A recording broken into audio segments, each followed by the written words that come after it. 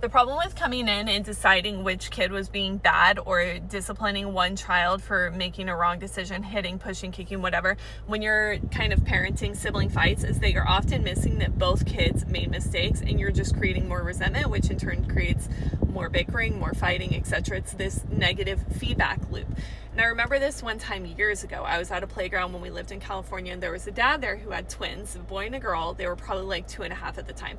And they were sitting under the play set, and he was off with like his older kid somewhere else. And the girl bent over. I sat there and watched. She bent over and she bit her brother on the leg, like just full chomped down on his calf. He kicked her out of instinct, probably, because that's what you would do if somebody gnawed down on your leg.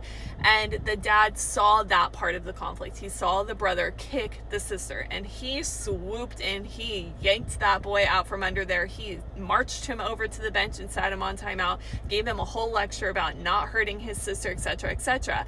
And so now imagine how that boy feels.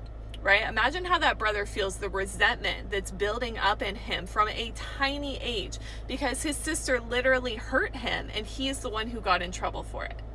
This is what happens very often on a scale from like minor things to major things with kids when I see the parents jump in, and I've done this too in the past, where you jump in and you see part of the interaction, you discipline one kid for being the bad kid. Meanwhile, they were both participants. They were both probably doing something to egg each other on. They both probably made mistakes in how they were handling the situation.